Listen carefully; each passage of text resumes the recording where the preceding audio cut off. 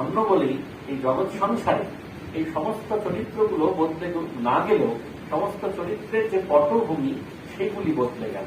এই পটভূমিটা দেড়েক গ্রাম থেকে বদলে হয়ে গেল কামারপুকুর।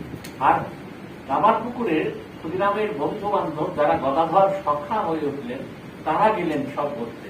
যে মানুষগুলো আরো কাছের হয়ে উঠতে পারতেন, দেড়েক গ্রামের মানুষ যারা একেবারে অবতারের সঙ্গে লীলা খেলা করতে পারতেন, কোথায় যেন ভগবানের ইচ্ছায় সেই ইচ্ছা থেকে সেই সুযোগ থেকে তারা বঞ্চিত হয়ে গেলেন।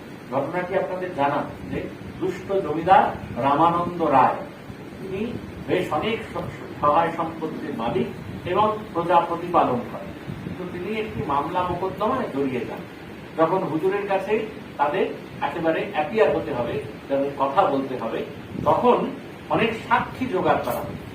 তো সেই সময় যখন সাক্ষী জোগাড় করা হচ্ছে তখন দেখা গেল যে এই সমস্ত গ্রামে, এই যে তিনটি পাশাপাশি গ্রামে, সেই গ্রামের যদি সবচেয়ে সদাচারী, সত্যবাদী, নিষ্ঠাবান, ধর্মপরায়ণ একজন মানুষকে খোঁজ করতে হয় তবে অবশ্যই তিনি ক্ষুদিরাম চট্টোপাধ্যায়। এবার জমিদারের লেখেল বাহিনী, জমিদারের নায়েব মশাই, তারা সবাই গেলেন ক্ষুদিরামের কাছে। জমিদারকে যদি সেই মামলায় জিততে হয় তাহলে ক্ষুদিরাম চট্টোপাধ্যায়ের মতো একজন সদাচারী ব্রাহ্মণকে তাকে সাক্ষী হিসেবে অবতীর্ণ হতে হবে।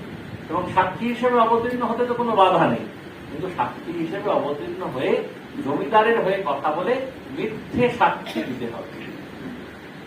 ক্ষুদিরাম প্রাণে বড় আঘাত পেলেন, কষ্ট পেলেন।